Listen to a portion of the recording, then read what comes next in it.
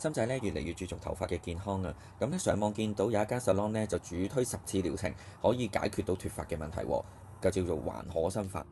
就係呢一間 salon 啦，就係 Wild Hair Studio。咁我入去睇下先。咁咧師傅咧就非常之細心啦，一嚟到就首先用個頭皮檢測機咧檢測我頭皮嘅健康嘅狀況。咁咧雖然大家唔好嚇親，深仔之前做過紋髮咧，所以會有一黑色嘅一點點。師傅就好細心啦，咁指咗我嘅毛孔啊，邊度有油脂分泌啊咁樣嘅情況。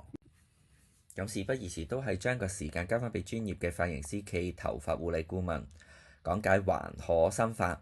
第二部曲 DHT 深層淨化。咁咧，陣間我哋用嗰部機咧就係0.26mm嘅納米水槍機。咁水槍機嘅時候咧，一噴出嚟嘅納米咧係細過毛囊5倍。咁直穿落毛囊，將毛囊入邊所有嘅 DHT 即係雄激素啦、油脂分泌啦，同埋頭皮嘅污糟嘢咧，全部攞晒出嚟，掃同埋抗菌、消炎細菌都冇問題啦。咁啊，點解就再落埋我哋嗰個角質層嘅穿紋咧，就可以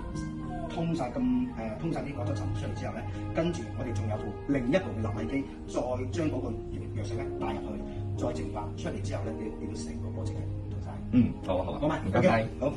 咁正式去到第二部曲 DHT 深層淨化啦，佢就用咗頭先所講嘅納米高溫蒸發器啦，咁咧就清除咗我嘅老化角質層咧，同埋油脂污垢等等。咁就到咗第三部曲冰感修復霜，佢咧就用咗特調嘅修復霜啦，咁咧有個冰凍嘅效果，可以舒緩到我嘅頭皮、指痕、抗敏，仲可以去埋頭妝添。去到第四部曲啦，佢咧就採用咗全球最微細0.26mm嘅高頻納米修復藍光儀，咁咧佢可以有效直達毛囊最深處，清除多年嘅油脂分泌物。A few moments later，眨下眼咧就去到第五部曲啦，佢咧就係激光醫療級嘅水光槍，佢咧就係用過嗰個水光槍咧，